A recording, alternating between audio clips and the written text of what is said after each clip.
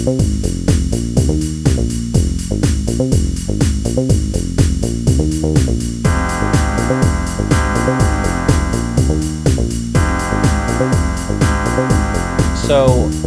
how do you feel if we start a feud? I think it could have potential to make waves. So, one of the common feedback we got from the last episode was that we have good chemistry, which is good to hear. Do you know who does It's not very have? sweet. Do you know who does not have good chemistry? Who? Chris, Rufo, and Lomez. Have you ever listened to Rufo and Lomez, the podcast? TM. I didn't even know they had a podcast until just when you mentioned it. Okay, I don't recommend. They do not have any chemistry. If I had to guess, I would say I would not be surprised if the first time they talked face to face was the first episode they recorded of it. One of the clips I think they're kind of like forced together. That's what it feels like. There was a clip I saw where I guess Rufo's Italian and he's offended by people who live in Jersey, like the Jersey Shore Yes. Italians, and he was calling them cartoon characters. And Lopez goes, "Oh man, no, don't say that. I love my Jersey Italians." And then Rufo says, "No, like I don't." And then Lomez just goes, "Oh, okay." It just feels very flat. Like the best Very way I awkward. could describe it is two bad actors dry reading their lines to one another. It's just kind of Makes you wonder why they have a podcast at all. It's just to have a podcast. that, and like I know their audience is probably like Facebook boomers. Because it's very annoying whenever people start a podcast. I hate when people do that. It is. I think there's enough of them on the internet. Exactly. Like I would never. I mean, 2026 never advise really it. starting a podcast in this year of our Lord. It's embarrassing. Anyway, welcome back, everyone. I am your host with the boast, Gravantus, joined as usual with USA Reject. Yep. Hello. And Did you this, say host with a boast? I did. I'm mixing up a What does little that bit. mean? Well, like I'm boasting because I called them out. So obviously Okay, I see. we're better. So you know. So you're gonna do a different one for every episode? Yeah, I think so. Different word. That's gonna be Okay, my that's running good. gag. That's a good gimmick. And welcome back to You Make This Lie, episode 3. Subscribe if you love Jesus. That's a good thing to say. Oh, is that the name of the episode? Yeah. So Okay. I'm sure you've seen that meme before where it's like a picture of Jesus and there's like Satan on the other side. And it's like, my child will like and repost and comment and subscribe to my Patreon. And then the Satan's like, my child will not. Yes. Okay, so let's talk about the, I guess, Christianity as an online As a meme. meme identity, because I will say I guess I have the ability to speak from experience. I mentioned on the last episode the Twitter account Sayings of the Online Actions, which was like a Christian meme page I had run for a while. And it wasn't just, this is me trying to, upsell it a little bit, but, not your average meme page, but It's not active anymore, right? no, I still have the @ just so no one grabs it, but the old account. Don't you just use it to repost your own posts on Gravantus? No, that was the other. That's like my fourth account. That's How many accounts do you have? I off the top of my head, I want to say probably like 6 or 7. Really? Yeah, but I would say there's only like 3 that are active. But do you have some that are just like for backup? Yeah, Like if you get suspended, do you have one that you'll go to right away? yeah, that's probably the Tibelian because it's already like associated with me. Isn't that for your YouTube page? Yeah. Which, by the way, if you guys are not subscribed to the Tibelian on YouTube. That's where all my good stuff is. I don't know if Not- I'm actually subscribed to you. Not to say that this podcast isn't high quality, but, Yes. that one has a lot more visuals, which in case you haven't noticed, our visuals are a little spruced up as compared to last episode. Yeah, I'm actually not subscribed to you. I'm going to subscribe to you right now. Sorry. And that leads us back into subscribe if you love Jesus. So Yes. the idea of that meme is, it's basically just engagement bait using religion as a pretext. Yes. But even like other Christian memes, one of the main reasons I shut the account down was the way I wanted to, I guess, use it was like I posted generic Christian memes, but I also just like screen capped people online and just like this That is had to do with religion. yeah, like this is how the religious discourse is. Because the idea was the account was sayings of the online elders, which was a play off of saying of the desert fathers, where it's like this is, Hmm. you can get like spiritual wisdom from this, and this is the wisdom you're getting from, twitter.com. Yeah, from the online religious discourse. Yeah, and so like I'll bring this up real quick. Uh like this would probably be something that I would have posted then, which I posted on my actual account now, where if someone says there's no mention of hell in the Bible, especially not the way Dante described it. It is fan fiction. Try reading two books, perhaps. And then someone responds with a list of Bible quotes that all mention hell. And they say, oh, okay, you're right. The word hell is used, sure. But like that was kind of the thing that I really wanted to post on it. That And was then I a great guess screen cap. I saw that. and then I guess I started thinking, having like second guessing some things that I was posting was like, is this sacrilegious, or is this treating religion too much of a joke? And some people submitted things which were clearly just a dunk on other people. It's like, is Yeah. this like, do I want to act as like the intermediary for like people's religious fighting? Drama. Yeah, online. And then once like old Gravantus got 18 and only, I was like, it just kind of coincided. I was like, okay, it's time to shut down. And I noticed a lot of people. Some people actually have a problem with. Not everybody does, but some people do have a problem with the sort of this crop of accounts that have to do with based religious memes. And they always have like a picture of Jesus Christ, and they turn him into like a Giga Chad. Yeah, I've And they seen that. just do the, and that's kind of like some people get uncomfortable with that because it's kind of like it's verging on sacrilegious. I would say it probably is, because I think that Giga Chad Christ is probably based off of. I'm sure you've seen it, where it's like super muscular Jesus and he's like flexing and the cross breaks, Yeah, yeah, which I've seen that. that kind of it's like That's an ancient image. That's from like I remember seeing that when I was a kid on the internet. yeah, that's pretty old, but it's like I think basically, it's pre-internet actually. and it's like that. You don't understand the cross if you're posting that. Yeah, But it's definitely become a sort of online identity that people are adopting, which, I guess I would say there's a good part of people, I guess, not being ashamed of showing their faith, but there's a different. no, yeah, you should be, yeah, you should be. I don't want to say proud of it because I don't want to invoke pride, but I'm just saying you should not be ashamed of it. Mhm. So, I mean, it's just a question of if you're flaunting it for your own image or if you are just genuinely using it as part of your identity. Because a lot of people are online, like a lot of people are on Twitter, for example, just to engage in the religious side. Sometimes specific sections, like you have people who engage in just the Catholic side of Twitter, because there are, these communities. There's a Catholic side and there's an Orthodox side of Twitter, and if you go into those, you'll start to see the same people over and over.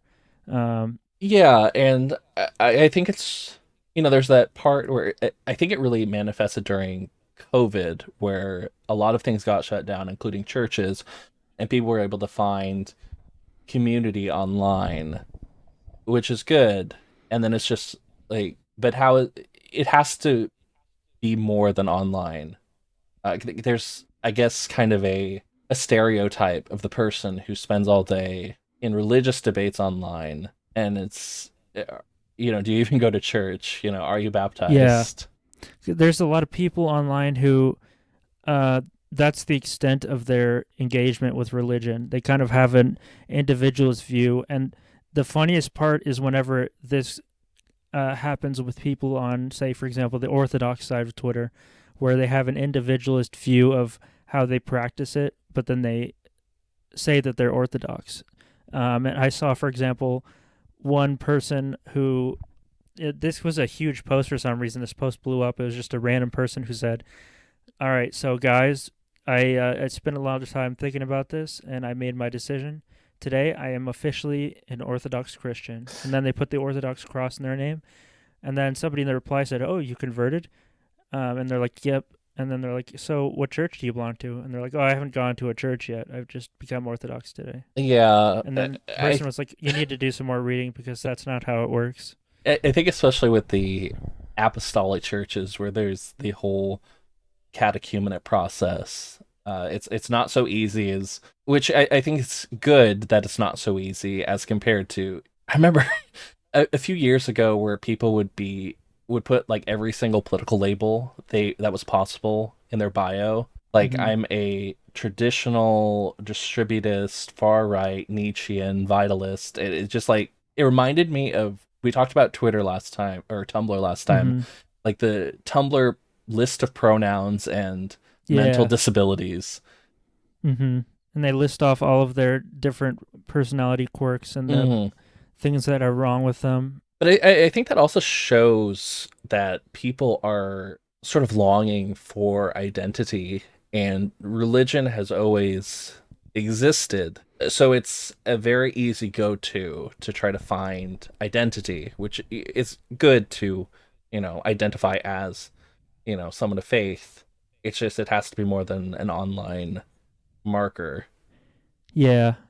I remember Um. this was a few years ago. I don't think you see it too often now, but where people would like put in their bio, like Vatican flag, traditional Catholic, catechumen, discerning the priesthood. And it's just one of those things where, it's the idea of if someone's discerning the priesthood, probably the last thing they're doing is putting it in a Twitter bio. But it was just this idea of wanting to like portray holiness. There was another example, hesychasm, which is a spiritual practice in Orthodoxy, like stillness, where it's like a monastic tradition, and people are putting like Mm-hmm. like hesychast in their Twitter bio. Yeah. And like, to what extent do they really mean that? You know? Hmm. And it's interesting.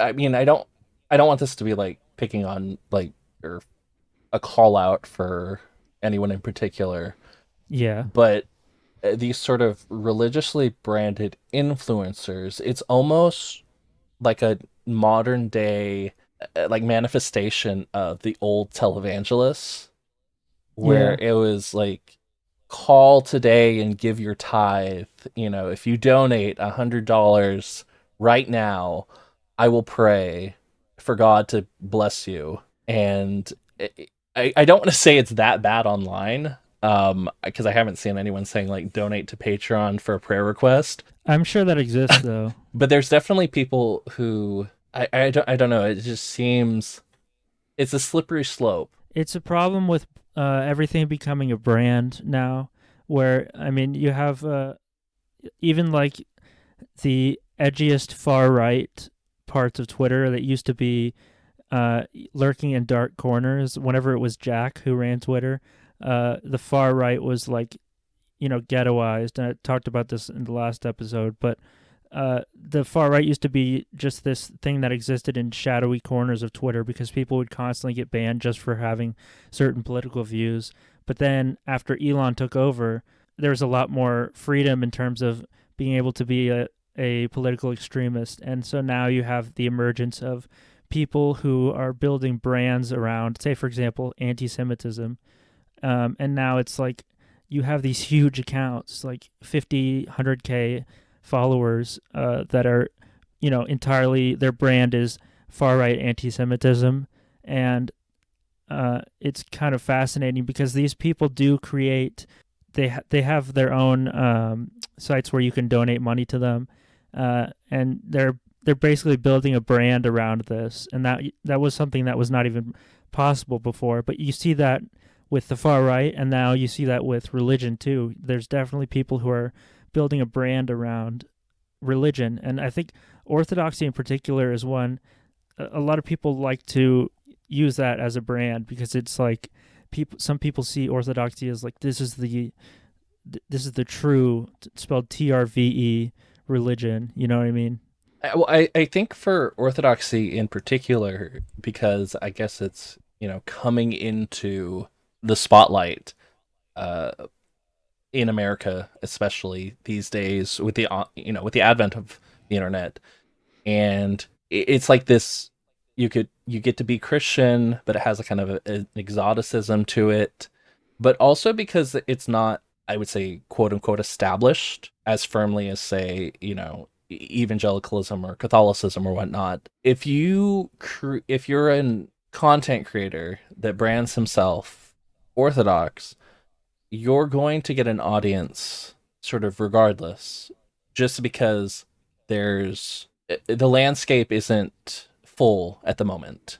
So you can very easily pick up an audience just for, throwing up the 3 bar cross in your name. Yeah. There was it was kind of a controversy for a while. There was this channel that branded itself as Orthodox, and it turned out it was a Catholic guy running it, and a lot of people were upset and were like, how are you like branding Was this a YouTube channel? Yeah, I'm pretty sure it's still active. It was like Roots of Orthodoxy, and it like came out that he was Catholic, and he said he was like exploring Orthodoxy, and that's another thing that I want to mention. There's a lot of these channels, I guess. I've seen it happen again. Personalities where there's like a concept in like a sitcom where it's like, will they, won't they? Just kind of like keep people on edge. It's like the question, and I see this in the religious online landscape where someone says, I am inquiring, I am exploring these different faiths, and they're basically just playing a perpetual will they, won't they. And I know why, because it's profitable to kind of get both audiences where, yeah, I'm a Protestant, but I'm exploring Orthodoxy, and then you have people like cheering them on one way or the other. But like half your audience drops off if you actually commit to one thing or the other. Yeah, that's interesting. I hadn't considered it that way before. Yeah, I don't want to call people out directly, but I've seen it a few times where you kind of question, you've been quote unquote exploring for 2 years, and it doesn't seem like you're all that eager to make a choice, because That's a long time too. your content dries up, if it's not like I was astounded So at, what is the core of their content? Like what is the actual it's what are they producing it's like general Christian content. on YouTube? Yeah, and I guess it's just like a genre people have latched on to, where it's like, I'm a typical, evangelical, whatever, whatever. And then they, post a video. I visited an Orthodox church for the first time, and the soy face and the Oh yeah, thumb I've jack. seen those. Yeah. And I've seen that on Twitter a lot too, actually. A lot of people who are, again, they see the Orthodox community and they see this, there's like a huge draw to it for some reason, and I see people make these really long posts that are like basically articles where they write down, this is my experience going to an Orthodox church for the first time, and then they write down all these things that are like, I didn't feel comfortable with the kissing, so I didn't do that. And it's just funny to read, but I've seen so many of these. It's just strange because it's like, it just makes you wonder why they're doing this. Like why is this such a common thing I for mean, people to create these posts? I think people are genuinely interested, and the first time I went to liturgy, I would say that I guess I felt it. I was like, okay, this is what I was looking for. Yes. So I think there is genuineness in those posts. It's just, I guess that touches on another thing, especially, I would say it's almost like a uniquely American phenomenon, which goes back to, the first and second Great Awakenings. The idea of the conversion narrative. I don't know how much you know of, I guess, like religious history in America, but there was a emphasis on someone's conversion experience where they would go up before the congregation and they would give like testimony, X, Y, or Z. This is like the Great Awakenings, where they give their testimony. I found Christ in whatever moment, in my moment of darkness, and people were almost if you didn't have a conversion narrative, it was like you kind of just like swept by the wayside. Like you needed to go up and give your testimony, which is good, This was in American religious oh history. yeah, this is American religious history, and which it's good that, the someone's conversion could touch someone else. It's just that okay, it's like 2 years have passed. It's like, have you settled into the faith? Because you can't just like kind of hold on to that like the excitement, because eventually that cools off, and it's like, okay, have you matured in the faith, or are you just like looking for, I need another conversion? And I you see that online too, where people kind of like bounce between faiths. Yeah. Someone talked about meme accounts again. They had, I want to say it was a Orthodox meme account, and then they had converted to the Catholicism, and they posted a picture of, I guess, their chrismation or baptism or whatever it was. I don't know what the video game was, but it's like, change teams, I've converted, and it was like the screenshot. It's like, okay, but I'm not the one who's diminishing like your faith. If you're treating it like a video game where it's just, I'm on the red team now, like, Yeah. or like, are you really converted? Like, are you going to convert to something else when this cools off? It's kind of interesting because the whole idea of conversion is you're really giving your entire self to a belief system where people kind of see it as like, I mean, because whenever you're converting, really in your heart, you should be saying, this is the true faith. Mm-hmm. This is what I truly believe. But if you see it as something like, just an outfit you can change, like you can just put on a different outfit and then be a different religion. Uh, does that, do you really believe what you're converting to, Mm-hmm. And that's the thing where it's always, I guess, telling, where after someone converts, whether or not they immediately want to jump into, I guess, like an influencer role to speak on behalf of, like, to become an authority figure, in a sense. I've seen, there's a couple where someone announces, I have intentions of converting to, X religion, and then like 2 months later, they're already like doing online debates and whatnot. That's a huge problem. People do that before they even convert.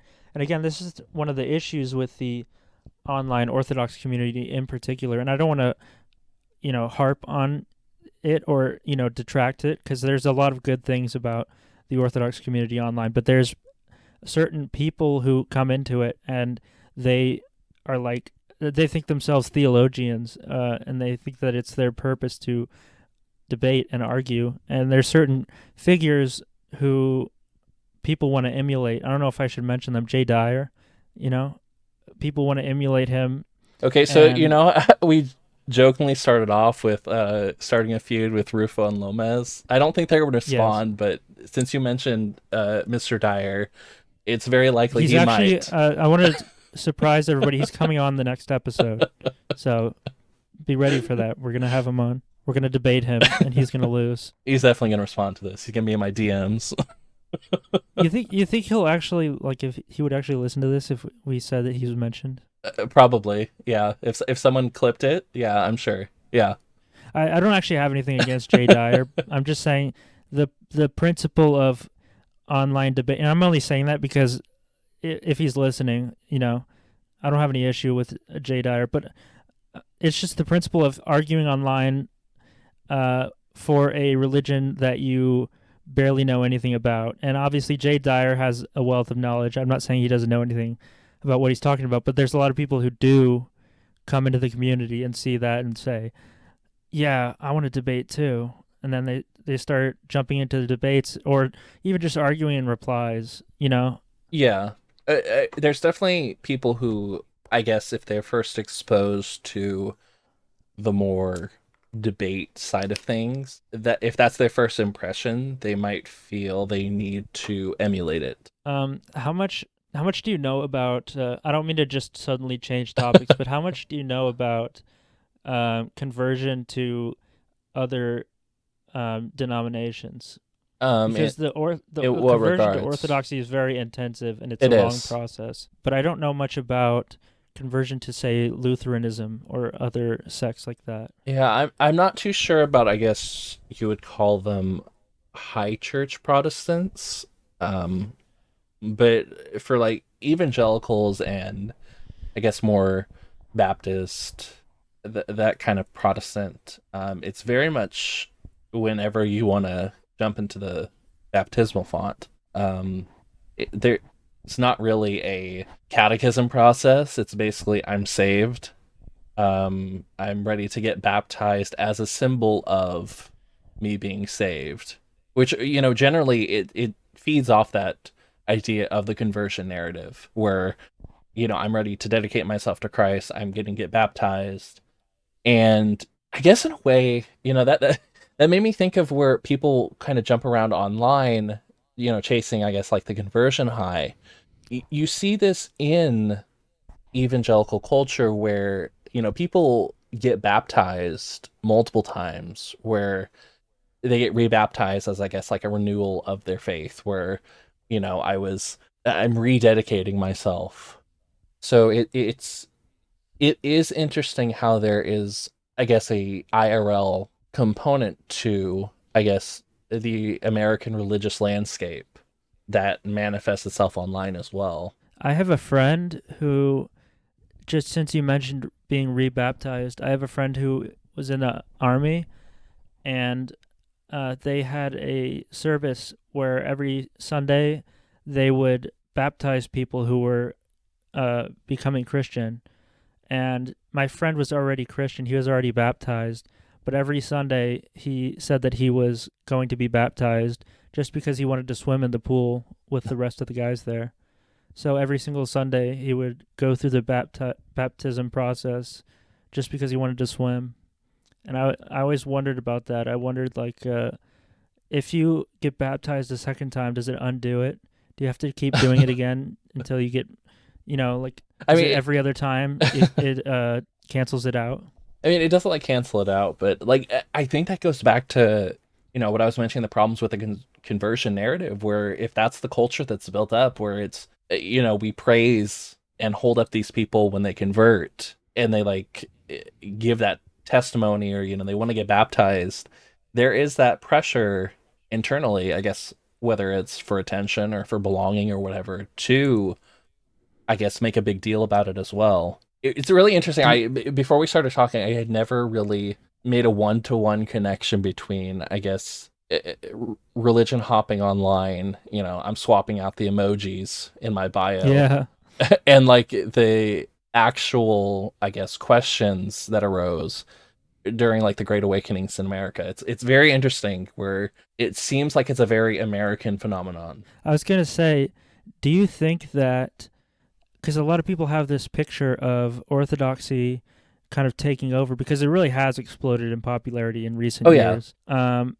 But people have this idea of Orthodoxy can become American. It can become part of the fabric of America, and some people have dreams that are kind of crazy of America becoming officially an Orthodox nation, which is, of course, just kind of silly. Yeah, I mean, Uh, there's the whole idea of when you get into full on fantasies territory, there's no longer an American president. We're gonna have like an Orthodox czar in the White House, and yeah, that we have the patriarch of America who's anointing the American czar.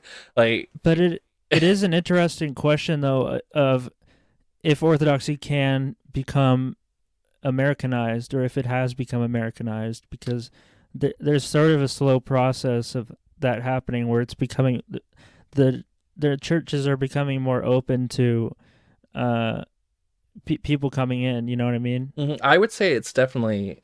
I think it's a matter of time. If people genuinely convert, which Orthodoxies. I don't know if you're aware of him.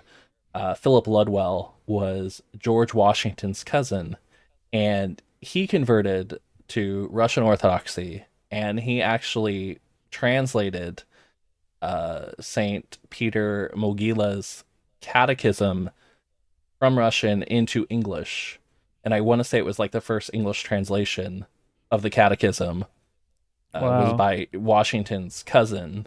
So, you know, it's kind of America's It's always been always, there in the background. yeah, it's always, America's always been like a hodgepodge of, I guess you'd say, religious extremists and, you know, like the hyper religious. So like there is a history of Orthodoxy in America, you know, from like the founding, and then you have like the Russians coming in from Alaska. Yeah, I was just gonna say we kind of adopted Orthodoxy in a way when we took Alaska. Hmm. We kind of as well took the large foothold that Russian Orthodoxy had in Alaska Hmm. with it. And the canonization of Saint Herman of Alaska, he was one of the early Russian missionaries into Hmm. Alaska from Russia. His canonization is actually a matter of congressional record. There's the Acts of Congress actually like records his canonization by the Russian Church, because it was the Russian Church in America that had canonized him, and the Congress. It was kind of just read during the minutes about his canonization and as the first canonization on American soil, and Really? that was pushed by Father Seraphim Rose, who founded, you know, Saint Herman's Yeah. Monastery, and I kind of say Father Seraphim Rose is like the prototypical, like if America's gonna become Orthodox, it's gonna go the way of Father Seraphim Rose, where he's a Hmm. California liberal. He's attends He's a Berkeley. fascinating guy. He attends Berkeley. He, you know, explores Eastern religions before he finds He was Orthodoxy. into, wasn't he into like Taoism or Oh yeah, Zen? Buddhism. He explored like all the Eastern religions because he found like the Christianity he knew of was lacking. It was kind of empty. Yes. And then he found That's the same story with a lot of people who convert to Orthodoxy. They don't find themselves at home with Catholicism, or they have issues with the Pope, and then they feel like not Lutheranism, but Protestantism generally is just gives way to decay. mhm. Sorry, I didn't mean to interrupt what you were saying. Oh no, I was, that goes off what I was saying, where it's like a lot of people, when they think of Christianity, you know, they kind of think of Sunday school. You know, if you're good, you go to heaven. There's Jesus, and that's it. And you know, when they kind of experience Orthodoxy for the first time, where it's not just a mental, you know, assent where yes, I believe, okay, I'm good. Where it's like no, it's actually like a whole lifestyle that you take part in. And I think a lot of people, especially with like the hollowing out of American churches, where if they don't go, you know, here's my pride flag that we hang outside the Hmm. church, where it's just, or like boomers are dying off, or worship of, you know, a state in the Middle East founded in 1948. Isn't it one of the worst examples of that the Episcopalian Church? The Episcopalians are like totally awful. It's like They're like the fully the worst liberal. example. Yeah, they were actually, and it's funny because the Episcopalians, they come from the Anglican Church. Episcopalian is just like the American branch of it, and for the longest time, like in the early 1900s, there was actually legitimate talks between the Orthodox Church and the Anglicans about the Anglicans joining communion with the Orthodox. Saint Sebastian of Jackson and San Francisco was actually in talks with them as well, kind of outlining like here's what you would have to assent to if you want to like join. And those talks like lasted up until like I want to say the 60s, when they ordained the first female priest, and then the Orthodox just like cut communication. It's like this isn't happening then. So it's really interesting the kind of what if, you know, alternate reality where the Anglicans became Orthodox instead of gay. Gay. I don't know. I mean, I've seen ads for them where don't they kind of sort of disavow the whole spiritual side of it, where they say it's kind of uh I saw one that said, "Don't believe that nonsense. We don't either." Do Yeah, you know what I'm talking about? I think I think I do. I mean, that was one of the problems during the discussions with the Orthodox too. They had the same problem where they said, we don't really know what you believe.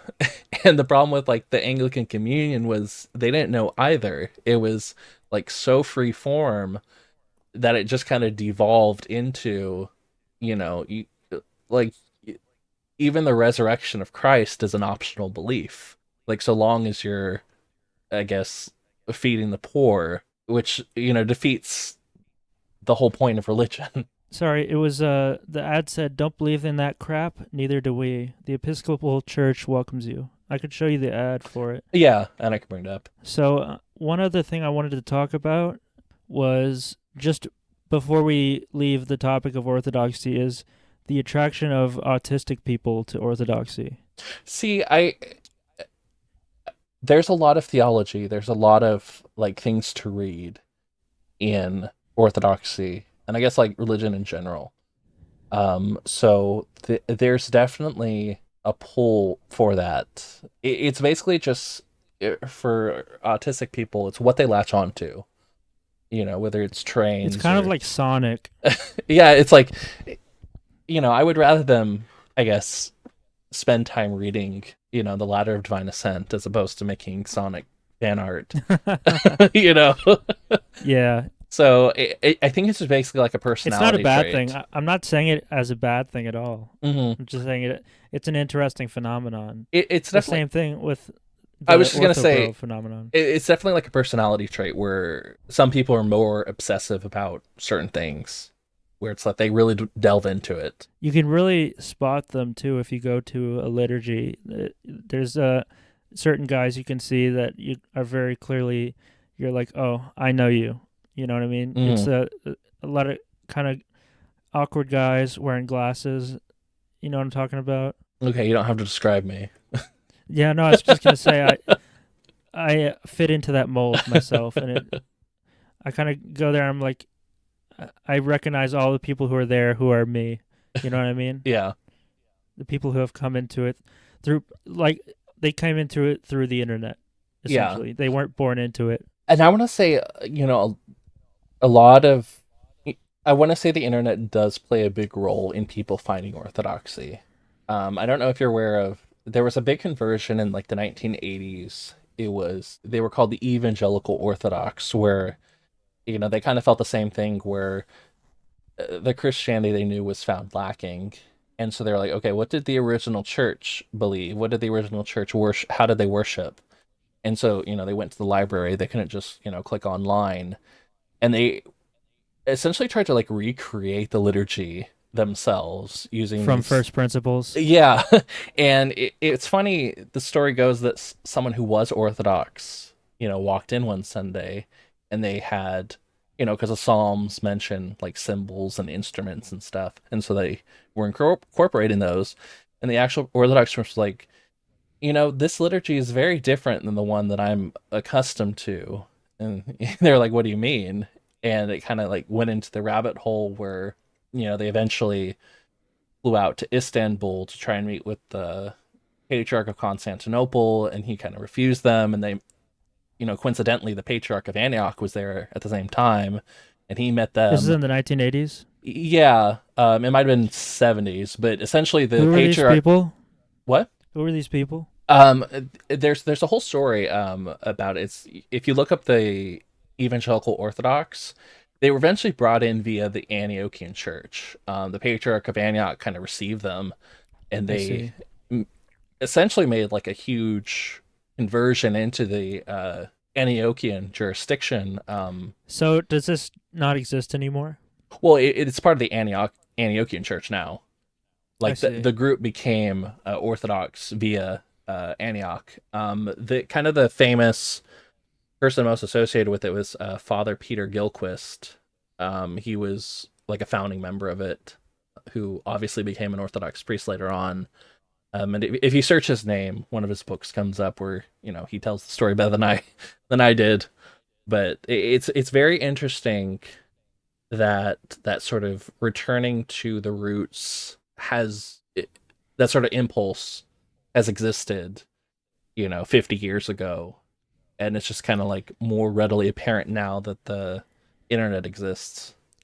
And since the topic of the internet, I want to say This is an interesting question that some people discuss is whether priests or religious figures should have a Twitter at all. Because you see them interact with people, and I mean, in principle, it's a good thing to reach out to people. It's the same sort of thing as why do politicians have Twitter? You know what I mean? Where they Hmm. can kind of connect with people and broadcast to audience. But whenever they get into the actual interacting with random people online, it kind of gets dirty. Do you know what I mean? Yeah, I'm more of the side of, the internet is a kind of like a neutral thing where it's if there's not religious The internet, content, yes, yeah, but is Twitter a neutral thing? yeah, Twitter I think is a different topic where, I kind of commented on before there was he was like an Orthodox monk who like left the church and then he was like dunking on people with memes and stuff. And I said, Mm. I just looked at it, it's like you're 70 years old. What are you doing? And it's just one of those things where I think it's good for priests and I guess other religious figures to have a presence online. It's just kind of Yes. when you dip into, I guess, like the lowbrow stuff where, Right. if you kind of have an ecclesiastical title next to your name, you know, I think it's important to hold yourself to a certain decorum. Mm-hmm. Um, the laymen throw mud at one another. Like the priesthood is important, and I think a priest should not be, engaging in the same sort of like mud flinging and, Exactly. internet memery and stuff. It kind of it's not a good look, is all. Mhm. I mean, jumping This is, since we're talking about priests online, this was a story that it just recently it just recently broke. I'll bring it up on the screen. So there was a Italian priest who was kind of known as the influencer priest, where he's Italian, what a title. so Catholic, but he was posting like Instagram, and he was very much an online influencer while also as a priest. There was like controversy for a while because he was like going to nightclubs and stuff. It's kind of gross to have the word influencer and priest next to each other. Yeah, Just and I think this shows why, because he recently left the priesthood. I quit the priesthood because it's too hard to stay celibate. really. Yeah, years of and this is from the Telegraph. Years of inner conflict over his sexuality have pushed Alberto Rag Ravagnani. Okay, Ruf. He's using a telegraph machine. Oh, you So, mean the publication, the Telegraph? yes, Okay, Rufo's gonna sorry. kill me for mispronouncing the Italian, but to challenge one of Catholicism's most divisive disciplines, and he would post like I went on his Instagram, and he would post. I guess the only way you could describe it is like gym thirst traps, which Hmm. this kind of shows like the problem with like the idea of an influencer priest, where Wait, him at the gym? yeah, Was he like working out and like showing off his muscles? yeah, where he's like, here's me benching and whatnot. Was he showing not like showing off his ass? No, I guess it's Okay. like modest in comparison to like most influencers these days, but But still just the idea of it. and like kind of as this is shown, he's left the priesthood. Um, this was a quote from the Telegraph. I could have decided to live in a gray area and lead a double life as perhaps other priests do. But at a certain point, I realized it wasn't right. I don't agree with celibacy or the doctrine that supports it. And So why did he become a priest in the first place? it says so in the story when it sells down. He was kind of like a nerdy kid growing up.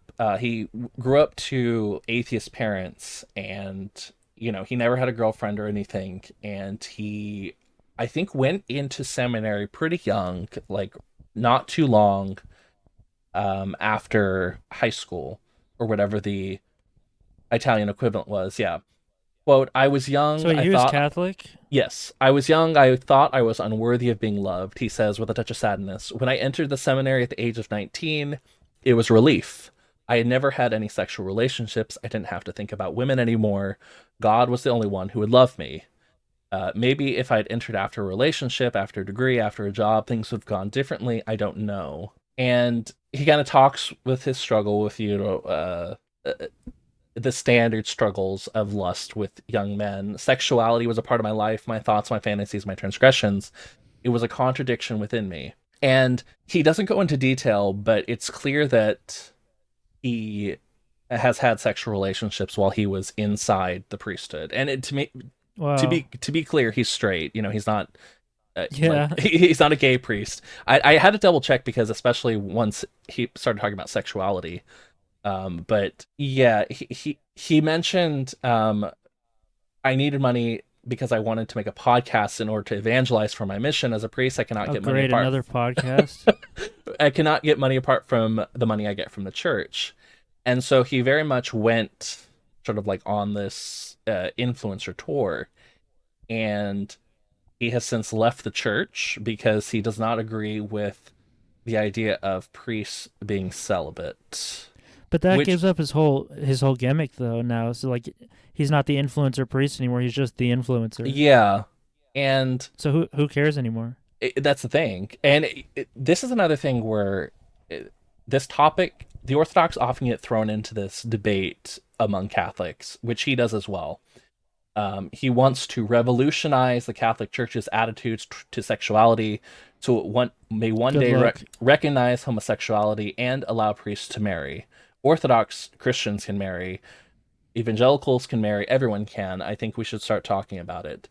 And the Orthodox often get thrown into this, which is disingenuous. Wait, that was a quote from the influencer priest. Yeah, Orthodox Christians can marry, evangelicals can marry, everyone can. I think we should start talking about it. I And mean, I can understand the idea of them wanting to let priests marry, but like wanting to revolutionize the church to recognize homosexuality. and that's what I want to touch on because when people throw the Orthodox into this conversation about Latin priest celibacy, it's important to note that an Orthodox priest cannot marry, and that's important that a priest cannot marry. A married man can become a priest, but a priest cannot get married. So if a priest's wife dies, he's a widower. He's not going to get remarried. And the Orthodox Church has, celibate priests as well. The monks. If a monk becomes a Yeah, priest, he's obviously going to be celibate. And I think it's very disingenuous when people kind of point to the Orthodox in regards to, they have priests that can marry, and it's just that married men can become priests. And like obviously I'm Orthodox, so I agree with the idea of a married man becoming a priest, but yeah. I feel like when people try to push it onto Catholics, it's a poison pill. The idea that we should loosen our tradition to allow married men to become priests. And I think that, the influencer former priest kind of touches on the problem of it, where he says, allow priests to marry and may one day recognize homosexuality. This idea that they just want to kind of like push the envelope enough to, let's have married priests. And then the next question is, let's have married priests who can marry men. Let's have female priests. Let's have priests who can marry animals. It's definitely this idea where the Orthodox practice is good, and I think the Latin practice is also kind of like a long held venerable tradition, and I think it is important that I guess more traditional Catholics kind of don't fall for that argument, because it is very much a poison pill to, I guess, loosen previous restrictions, because Well, because it just opens up. It's a slippery slope. it's very much so. Do you think? Oh, and one more thing is that okay, the former influencer priest is now going on like a book tour where he's talking about, here's my story. The thing is, like, he just announced that he was leaving the priesthood like this month, but he already has a book written, which tells me that he was planning this at the very least sometime last year, which there was kind of a scandal in the Orthodox Church as well, where a priest was like planning to leave, but he wanted to make sure that he had like a Protestant pastor position lined up before he did. and he was still hearing confessions and whatnot while in the process of leaving the church. And I think it's very disingenuous, like for example, like this influencer priest, where you're kind of like planning your exit while you're still like hearing confession. Like I don't know, that just it really rubs me the wrong way. Yeah, that's definitely there's something really wrong with that. But anyway, I cut you off. I saw a post recently that was a Protestant pastor, and he posted a picture of it was the he posted a picture of a bag with crackers in it, and he said, "I love feasting on the leftover body of Christ after the service." I And it think was I like saw he was that. just snacking on it. And a lot of people were like, you know, okay, you can do that, but why? You shouldn't post about it. You shouldn't have Hmm. made this post. And like the thing is also with that is Protestants don't believe in like the real presence. So Yes. like it just literally is Do bread. Lutherans though? Because I thought Lutherans had a Oh, is he Lutheran? no. I don't. No, not that. I don't think that guy was Lutheran. But I'm Okay. just bringing it up in general. Do Um, Lutherans believe that there's the body of I Christ think is in? so because yeah, I want to say the Lutherans do. Because I think they're closer to Catholicism than most other Hmm. Protestant sects. Yeah, they're definitely like the high church Mm-hmm. Protestants where they have like an actual clergy and whatnot. Yeah. What do you think of like the idea of public repentance? What do you mean? So it was kind of, I don't remember how long ago it was. I think it was like a couple years ago where one of the top subscribed OnlyFans girls got baptized and sort of Oh, transitioned into a like Christian influencer. yeah. That's gross. Yeah, and there's another story I have. This is like not comparable. Woman who slept with 1,000 men in 12 hours Oh gets yeah, you really baptized. wanted to talk about this one. So this is another thing where we talked about people kind of using it as, I don't even know what to call this because it's not like, this is like a brand. This is like a status symbol. Lily Phillips, who apparently is different than Bonnie Blue. I guess There's a bunch of them. they were competing over like Yeah, who like a record of who can who could sleep with more men? yeah, which okay. But she was baptized, made a public spectacle about it. It makes you wonder. Do they like this whole narrative? It seems so fake to me. It seems like they plan it out in advance, almost like it's like a storyline in a TV show or something, where it's like, okay, we're gonna start out where she sleeps with 1,000 men, and then we're gonna go into the Christian arc. You know what I mean? It's very much, it very much seems that way, especially but like for this girl in particular, like the OnlyFans is still up as far as I can tell. She didn't change a thing. I guess Oh, she so just, you're saying that she converted, but she's still loyal to OnlyFans. yeah, where it's like not even it's It's naughty. well, it's not even like a conversion. It's like a trend where it's like, okay, I've slept with 1,000 guys. Now it's time for me to get baptized. It's just like a thing you check off.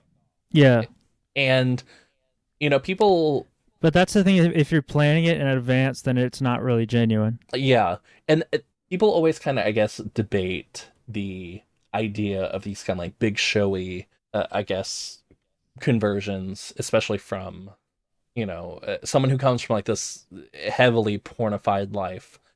And one of the people they point to is Mary of Egypt as like this idea of repentance. And everyone Yeah. can repent. And I don't know if you know the story of Mary of Egypt. Mm-hmm. People always like say she's a prostitute, but she wasn't. Like a big part of her story was she was specifically not a prostitute. She was like a nymphomaniac. Men would offer her money Yeah. and she would refuse. And basically, her story is that she was from Egypt and she like joined a ship of pilgrims going to Jerusalem. And she like slept her way as passage. And they even mentions like she forced herself on some of the guys. And she wants to see like the cross. And when she gets to the church in Jerusalem, like she's prevented from entering by like a force, and she hears the Virgin Mary basically telling her to repent. And like she makes a complete 180 repentance, and she spends the next 40 years in the desert. And when people talk about repentance and use Mary as an example, I think it's very disingenuous because these people jump from one influence where it's like, I am a OnlyFans influencer. Now I'm a trad Christian influencer and I'm going to shame, the men who used to subscribe to me. When, Anybody who uses the term trad to describe themselves too, I think that's immediately like I just write them off. yeah, and I don't know. Do you know Roosh? Have you heard of him? Roosh V. I don't know. Okay, so he was basically like the male version of this, where he wrote like these are books of how to hook up with girls in Poland, whatnot, and there was like a whole forum Oh, about this is it. recent. No, this was a few years ago, several years ago actually, and Well, his recent sister. relative to the Mary of Egypt.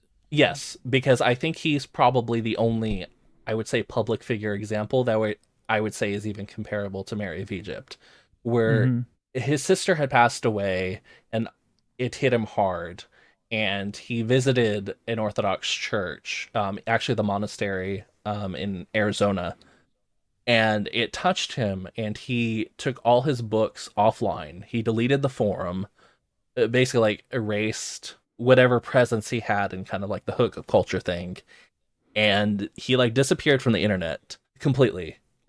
Someone actually, the Orthodox world, English Orthodox speaking world is very small. Someone actually reached out to me. Mm-hmm. He was doing a documentary, and he wanted to know if I had contact with Roosh. I didn't, but I know someone who was his friend, and so I reached out to him to, this guy wants to interview him for his documentary, and Roosh basically said he doesn't want to be online anymore. Like he doesn't want to be in the public eye. Like he's, as far as I can tell, like it's like this genuine repentance where he doesn't want to be in the public eye. He doesn't want to do like this big spectacle of, I've repented and you know, now I'm Mr. Yeah, Trad. that's what And I was gonna say earlier. Is that when you're doing it as like a conversion just to have an Instagram post about it, mhm, then it immediately detracts from it to me. mhm. And that's why, obviously people don't talk about him because he's, vanished from the internet. He doesn't want to Yeah. he doesn't want to be interviewed.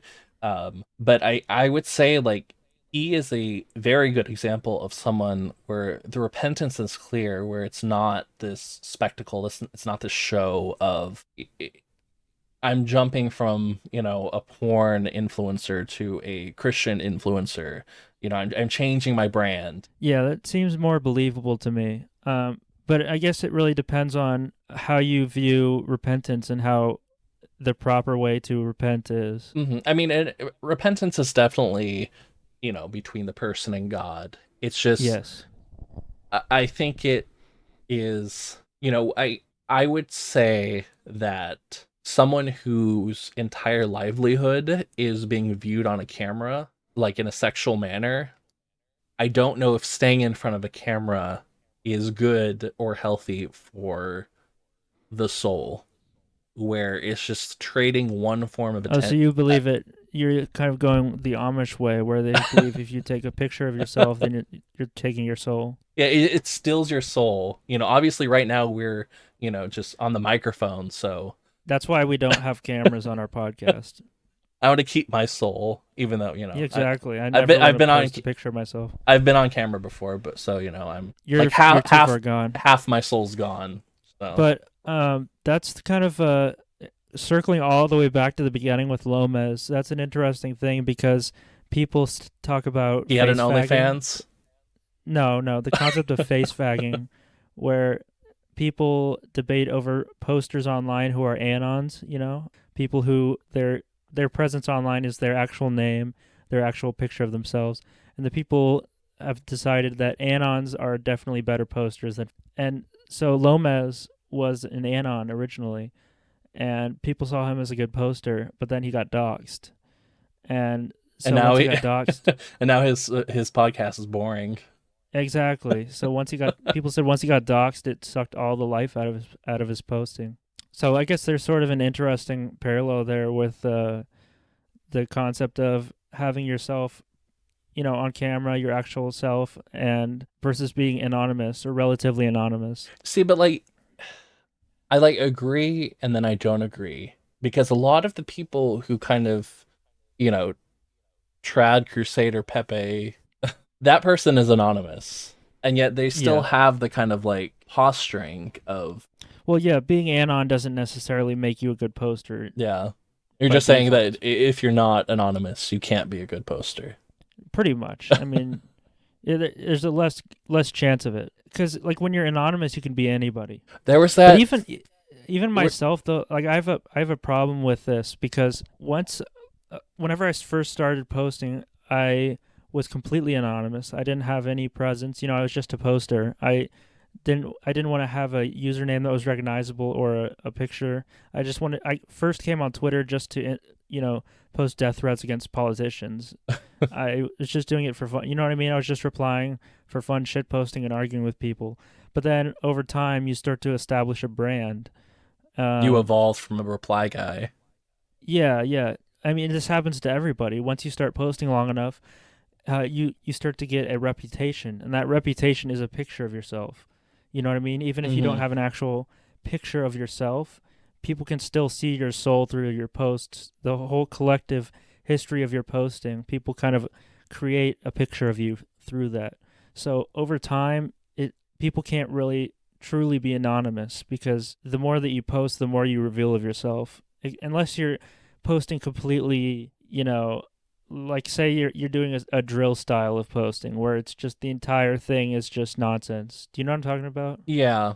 I mean, I would almost argue that unless you're on an image board, no one's really anonymous. Like on Twitter, even if you don't use your real name, you're not necessarily anonymous, you're pseudonymous. You have a pseudonym. Yes. Yeah, exactly. Why are there no Amish influencers? That's a good question. I wonder if there, I'm sure there are, but I'm ex Amish. Because that's another brand that people hold on Oh to, yeah. where it's like I'm There's ex whatever.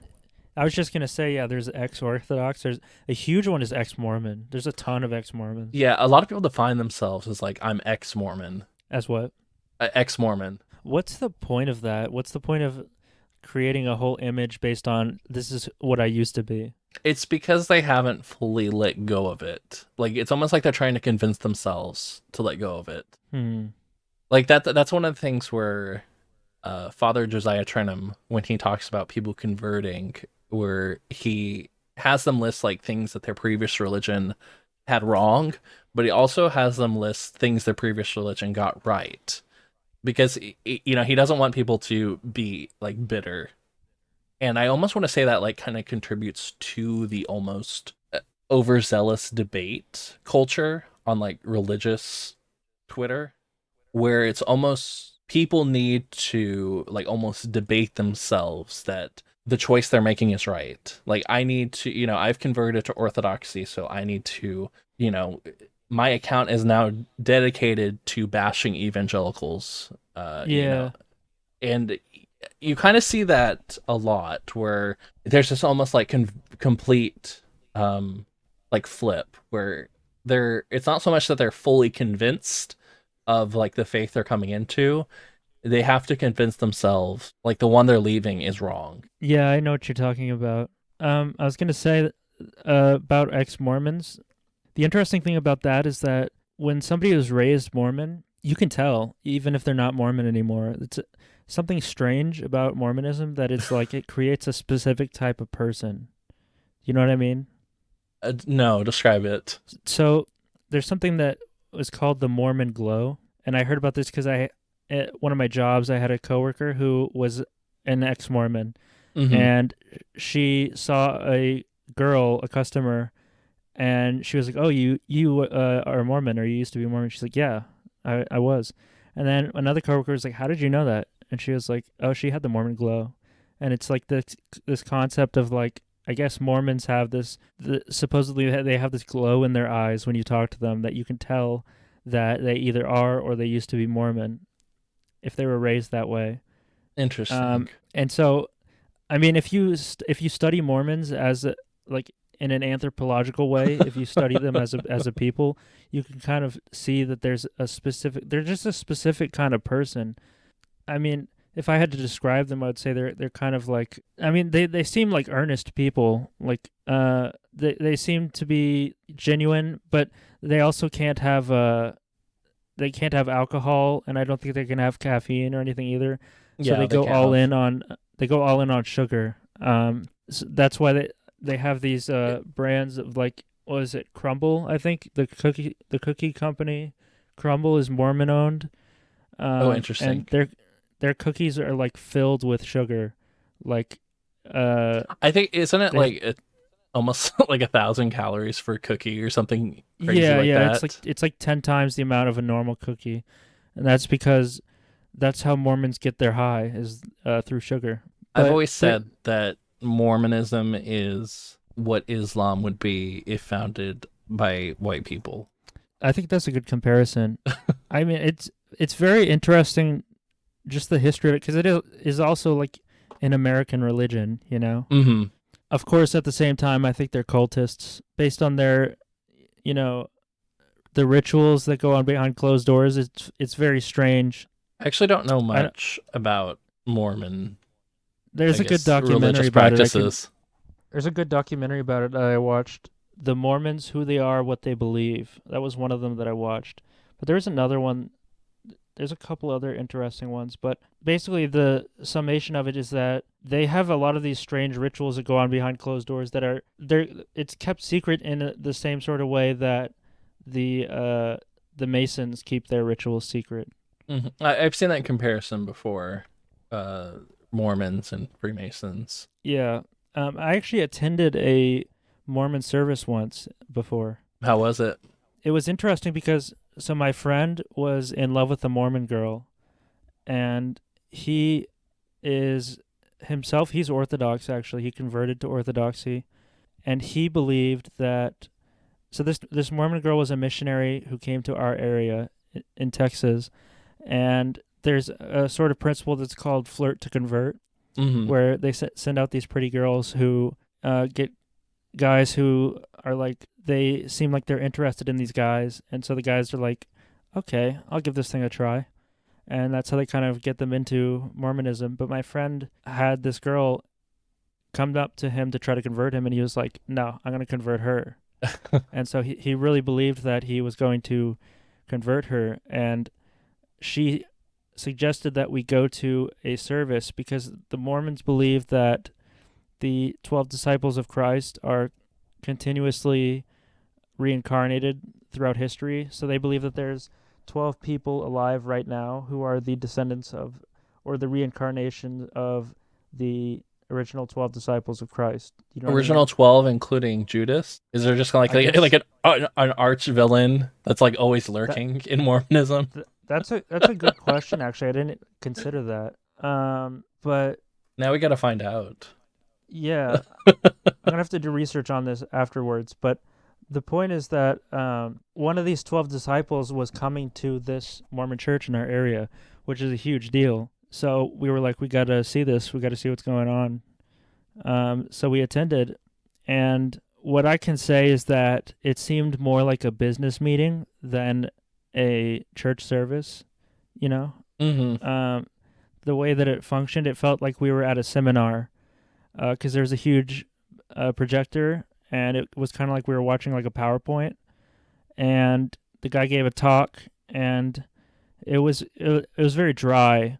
There was not a lot that I took out of it, but the huge thing of the service that was interesting was that the entire latter half of the service was dedicated to imploring everybody who was there um, to study their family history, their family tree, and there's a huge encouragement to study your past, study your ancestors and who you came from. And they spent about 30 minutes harping on that everybody needs to study their family tree and their roots, and that every Sunday you should come together with your family and study your family tree and look into your ancestors.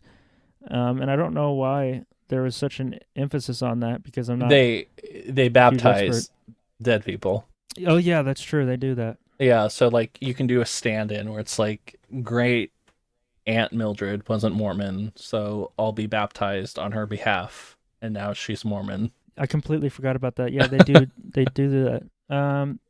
It's funny. But I want to say there's like actually a canon in the Orthodox Church that says like you can't baptize dead people. So like people have tried to do that in the past, so much in so Orthodoxy, well, just like in the early church, that there needed to be yes, a canon that says like, no, you're not able to do that. And you kind of see that in, I guess, the political sphere too, like almost kind of like baptizing dead people into like whatever political theology, or, like political ideology, or like religion or political thing. It's like this dead person is, it's like secretly would agree with me online.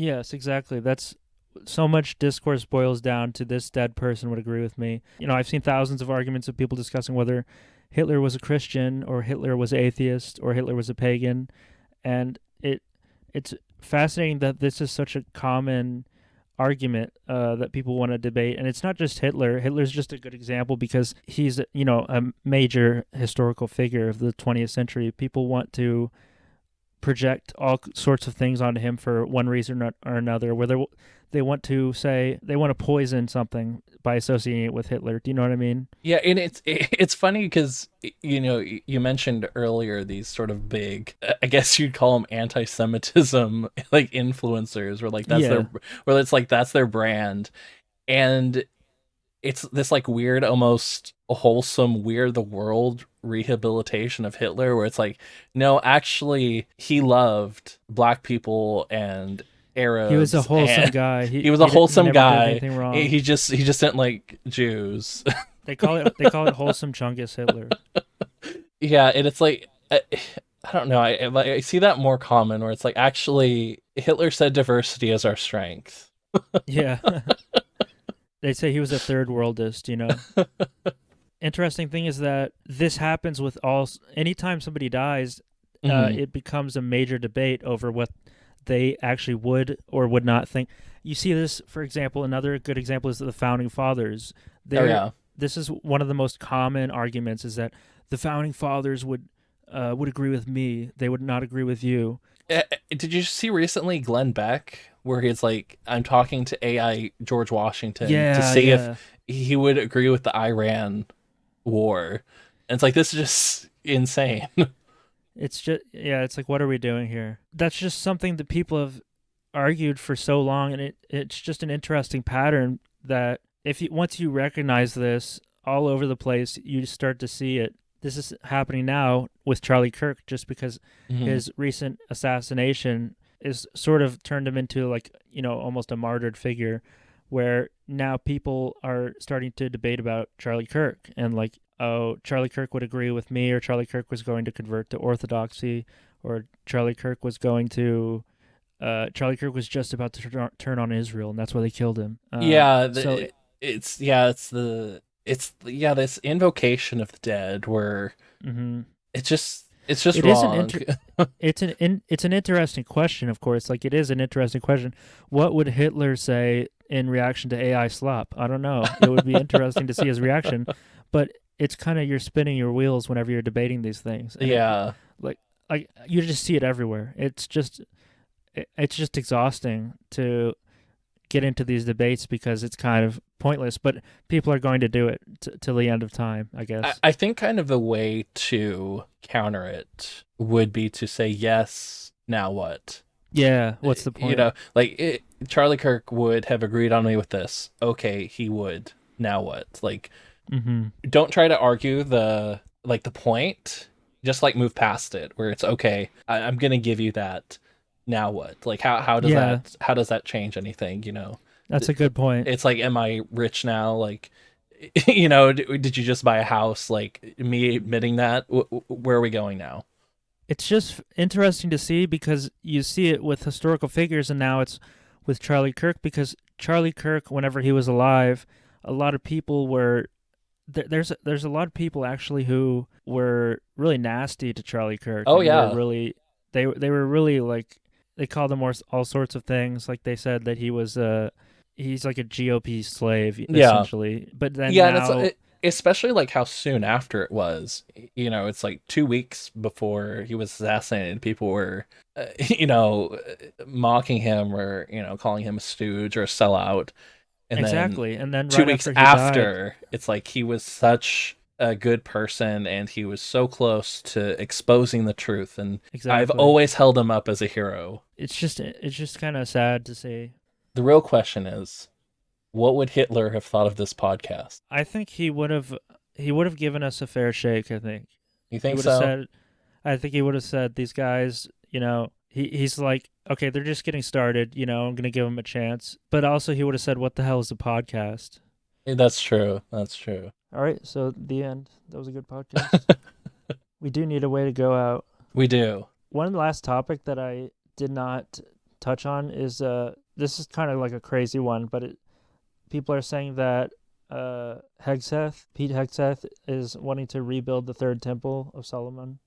Oh, yeah, that's another thing with the when we kind of like didn't even touch on it, the idea of religion in the geopolitical sense, where you have people almost like these neo-crusading types wanting to destroy the Middle East for like apocalyptic reasons. Do you believe that the reconstruction of the third temple would bring about the apocalypse? Well, I mean, because the Third Temple, like Julian the Apostate tried to rebuild it. He was the last pagan emperor, and I mean, you can look it up. This is both. This isn't just a Christian source. This is pagan sources too, where like the ground was opening up, fire was shooting out, like to stop construction of it, and so he obviously abandoned the project. But it's one of those. See, people. At least my opinion. People are talking about because there's a mosque built where it used to be. And Yeah. like if the idea is that like Antichrist is going to declare himself God in the temple, like the mosque doesn't need to be destroyed. It can just become a multi-religious facility. At least that's my thoughts on it. Where it's not going to be like torn down to be a synagogue. It's going to be like a synagogue is attached to it. Here's an interfaith temple. All the religions agree now. That also is kind of an apocalyptic thing, though. Oh yeah, no, definitely. The future religion, it's a fusion of every religion. Hmm. Father Seraphim Rose talks about that. Yeah, Orthodoxy and the Religion of the Future. Good book. That is officially recommended reading for this podcast, unless you disagree. No, it's a good book. I really like the talk about UFOs. That's the part that everybody loves. Because it's definitely like a big craze, and I think it's funny that because everything else is going on, there were like government whistleblowers. They're like, I have proof of the government covering up UFOs, and like no one cared. It's like I can't afford rent. I do think that the best explanation for UFOs or aliens is demonic, that they're demonic in origin. I think that's the most convincing argument to me, at least. Yeah. And that you don't even have to be religious necessarily to look at it as these things are not from this realm. Hmm. From from the standpoint of physics, it's essentially impossible, from what we know, that any actual creatures from another planet could visit us or could come to us without Hmm. completely, breaking the laws of physics. And at that point, you'd have to say, if they can break the laws of physics, then they're not bound by them, and so then they are, from outside this realm of existence. Hmm. I actually did like a video, which by the way, everyone, that's also recommended by the podcast. Subscribe to the You're Rebellion. shilling your own channel. But like I look into it, and if you look at things in the past, where what today we would say is like a alien abduction, if you look in the past, the same events happen, but it's described as like demonic activity. There was I want to say it was 8th or 9th century, an archbishop in France, Agobard. He wrote a text called On Hail and Thunder, where he describes people had this belief that people in ships came down to steal their crops. But like if you look at the way like he describes them as ships, so you have to keep in mind like what a ship is in the 8th or ninth century. This is something that is like a seagoing vessel. He's not describing like a metal bird. He's not describing what we would think of as like a UFO or a saucer. He just describes it as a ship. And it's Coming like, down from the sky. yeah, and it's if you think of like demons, they don't create or anything. They can only like operate off of human knowledge. So what are they operating off of? Our knowledge of a seagoing vessel that's like coming from the sky. Yeah, and today, And what do so we think? that's why in the space age, then their vessels became more Yeah, it's like like rocket technology ships, now. like spaceships. Hmm. So they reflect the progress of humanity. Yeah, and I think that's very, for me, that's very telling that, we don't see the idea of like the flying saucer until, World War II, where we have like stealth bombers and whatnot. There are a lot of interesting historical examples, though, of phenomena in the sky. Oh yeah, I mean that phenomenon in the sky that like goes back to the very basis of religion, where people are interpreting the stars, like even the Magi following the star to Bethlehem. Like everything happens in the sky. You know about the 1561 celestial phenomenon over Nuremberg? I do not. So in April 1561, there was a broadsheet published by one Hans Glaser describing a mass sighting of celestial phenomena above Nuremberg. And there's a fascinating image of this broadsheet that shows the sun in the sky and then all of these various colored shapes and giant arrows floating through the sky. And you can put that up on the screen. But that's just an interesting historical example of this sort of thing. And Yeah. there's another one. There's another one in 1566 above Basel, Switzerland. Yeah. No, it's definitely there's always been sort of like this celestial phenomenon. And if you look at it today, we kind of back interpret it as like these are UFOs. flying saucers. These are aliens. This is people from space, where in the time it would be miracles or things in the sky, where it would definitely be much more of a, I guess, spiritual understanding of it. Do you think that we are more disconnected from God in this era? I would say there's more distraction. Like it's easier to be distracted. Because Um, historically, people seem to hear the voice of God more than they do now. yeah. There's a kind of going back to the beginning sayings of the Desert Fathers. There's kind of a famous one, where a monk kind of like asks another monk about like the future generations. We can fast and do like these amazing ascetical feats, and like the next generation will be unable to do that, and then like the next generation will struggle to pray.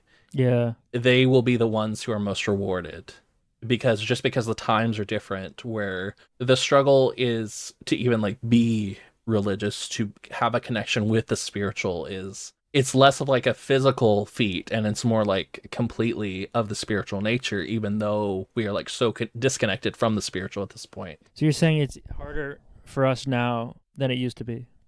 I would say so. I think Are you saying it's more impressive to be religious in this era than it is in previous eras? yes, because it's easy not to. You It's the default almost. Yeah. Like I remember the first time I was kind of on a live stream, funnily enough, it was about UFOs, and I was the, I guess, Orthodox perspective, and Where was this? most it was Break the Rules. This was several It was years ago. a stream. Yeah, and I was kind of invited on as kind of like the Christian perspective of it.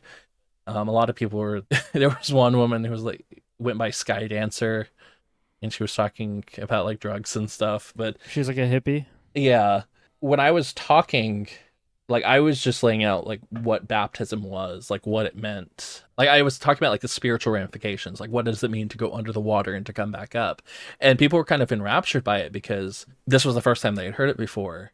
I think that in particularly kind of broke me of this idea of like heavy religious, like theological debate. We need to have, go into this hardcore theology and like debate with, all these people. Because I kind of realized in that moment, it's like people don't even know the basics. 200 years ago, if Christianity is like the default, most people would understand basically what a baptism was. Nowadays, people don't even know what that is. They know Christmas, Christ is born, and he dies, and like I guess he comes back to life, and like be a good person. And it's like that's like the basic understanding where that's their whole perspective of Christianity is be a hecking good person. Yeah. And it's like 20, 30 years ago or something, you could baseline assume most people grew up Christian even if they weren't practicing. But that I don't think is the case anymore. I think more people are kind of growing up in irreligious households where they don't even know the foundations of it. You think that has you can see more clearly God's grace in whoever does become Christian breaks away from that? Yeah, because I was talking to a friend of mine where he came from a irreligious background, where it's at least I came from like a Protestant background where I had the basic, and I was kind of asking him like, what made you like convert? Like, what was it that kind of like what prodded you? Because it was so interesting to me where someone coming from a completely non-religious background converting to Christianity, which is, I want to say it's almost unique in history, because in the past you would have people coming from pagan religions, you would have people coming from some sort of spiritual background, even if it's like divorced from Christianity, if it's like foreign to it. But it's like people don't even have a spiritual foundation whatsoever. It's fascinating to think about how this came about, the creation of a totally secular society. I mean, and it's interesting that was the intention of our ancestors. I don't think that was their intention, but it just somehow that was the result. I mean, you could argue that was the purpose of the Renaissance. And it's interesting that word secular. I'm interested in the history of it, because if we look at secular today, that is like a neutral term, that is default or whatever. But if you like look in the past, there is, the sacred and the profane. And the idea of like now conceptually, when you say profane, we think of blasphemy or whatnot. But profane originally meant the non-sacred. So it's either something sacred or it's profane. Where like you could it was more of a neutral term. It just like basically describes something that was not sacred. I mean, like you could profane the sacred, but the rock on the ground, that is profane. It's earthly. The tree, that's profane. There's no like sacred quality to it. It's just interesting to me, kind of like the shift, the idea that we've went from sacred and now profane. All our tree hugger audience has just dropped off. They're not listening anymore after that. But tree profane. But yeah, we went from sacred and profane to religious and secular. And I think that shift definitely, where it's like there's not a concept of secular, there's not a concept of sacred, not a concept of profane. It's just secular default. And then if you want to believe in something higher, I don't know, it's interesting. I don't know if I have a conclusion to that, but it's just interesting how language evolves with, I guess, belief. So like in a way, this podcast is profane. Like not in a just cursing our podcast. Like it is interesting how profane, like that's the root of profanity, where it's the base nature of things. You're calling us profane. I would never use a curse word ever. Yeah, so we'll wrap up this religious episode of our profanity filled podcast. I think it was pretty clean. I think we're this is something you could play in a public area and you wouldn't have nobody would take any offense to it. See, now I'm trying to think of the controversial stuff we said. I don't know. The debate about whether Hitler was wholesome Chungus. Yeah. that was like deep in the podcast. I like once you get past the 10-minute point of the podcast, you can start to slowly get more and more into deeper topics where it's like the true listeners are allowed to hear our opinions on these things. So, You know what I mean? that's the question of the day we'll propose to all our listeners. Which historical dead figure would be the number one fan of this podcast? Yes, and all two the listeners can debate this in the comments. Yeah. Okay. Well, I don't know if you can edit together this to be a good ending. I'll splice it together. How about It'll be a challenge. we each say every syllable in the English language, and then I will piece together an ending from that. Like Every old syllable? Yeah, old YouTube poop style, like sentence remixing. Oh, like you're just gonna like cut it together? Yeah, well, I'll make us say something. That'd be a challenge for sure. I'm just gonna say thank you to anybody who's listening to this. I'm impressed. I owe you my life, and I would go to the ends of the earth for you just for listening to this. I would go to 7-Eleven and get you like a Slurpee. So that's the extent to my. Well, I think that means a lot in this day and age. Yeah, in the day and age of bed rotting, whenever nobody gets out of bed. Also, probably depends on where you live. Like if it's in a hot area, I'm sure you'd appreciate a Slurpee more than if you're like. Yeah, I'm not actually a huge fan of Slurpees myself. Oh really? What's it? Well, is it like Slurpees and then there's like slushies? Is that something different? What's the one with the polar bear? Yeah, those are ices. Ices, yeah, those are good. We're gonna go on like a completely different tangent. Did you know that was originally the same thing? I think it was originally, I forget which is which. One of them came first, and then the guy who came up with it might have been Icy. His partner, whatever, stole the name from him, and so he came up with like Slurpee as like the opposite. Really? I'm pretty sure that's the story. So that could be the topic for the next episode. So definitely keep this in. Yeah, well, you got to know the history of the Slurpee and Icy. That's like a blood feud. It's essential knowledge for this podcast. Yeah, so let us know what your preference. Yeah. Okay, well, thank you for listening, everybody. This has been You Make This Lie, and I am USA Reject. And I'm Gravantus, and we will see you guys next time. Goodbye.